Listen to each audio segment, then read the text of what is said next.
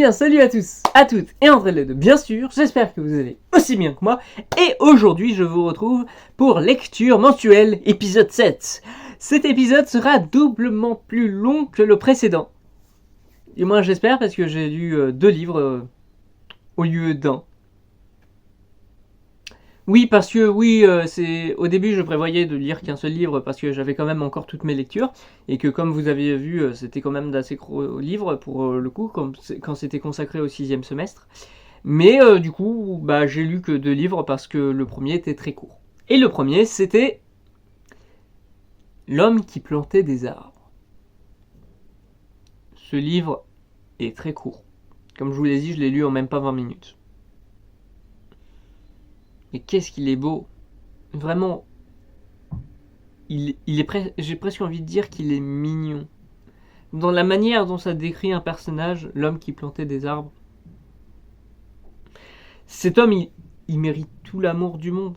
C'est vraiment dans la manière dont il est décrit, dans tout ce qu'il fait. Il ne fait que planter des arbres quotidiennement. C'est ainsi. C'est comme ça que fonctionne sa vie. Et je trouve ça incroyable. C'est trop bien construit.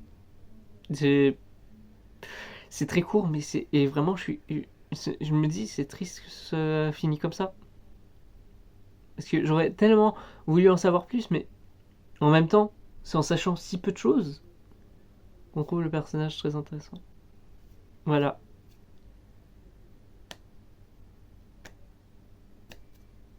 C'est tout. Et ensuite, du coup, oui, vraiment sans fracas, sans prévenir, second livre que j'ai lu ce mois-ci, c'est ça. L'Abbesse de Castro, de Stendhal. Stendhal, j'en ai lu beaucoup des livres de lui par le passé, comme pas le mois dernier.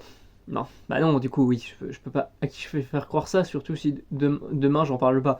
Non, l'an dernier, j'avais lu Le Rouge et le Noir de Stendhal, justement, et j'aimais beaucoup l'écriture de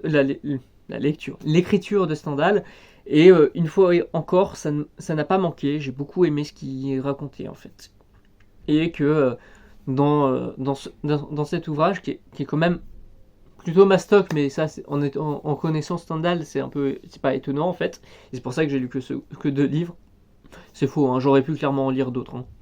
Mais du coup, tout ça pour dire que ce livre de Stendhal est quand même très intéressant parce que tu suis vraiment plusieurs points de vue, mais qui s'en mêlent, mais de manière logique. Parce que comme j'ai déjà parlé dans le livre de Super Flame, dans Pico ne répond plus, lui il l'a mal fait. Là où Stendhal l'a plutôt bien réussi, et même le nom l'Abbesse de Castro, quand tu vois quand elle devient l'Abbesse de Castro justement, tu dis ouais ça fonctionne bien, tu comprends bien pourquoi c'était ça, et donc ouais.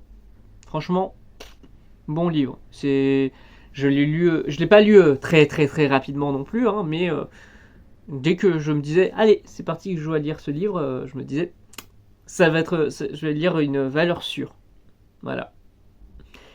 Donc, je ne serai pas la personne qui pourrait vous le recommander, mais ce serait celle qui vous dit que c'est la fin de la vidéo. Et oui, j'essaye de faire des transitions comme je peux. Hein.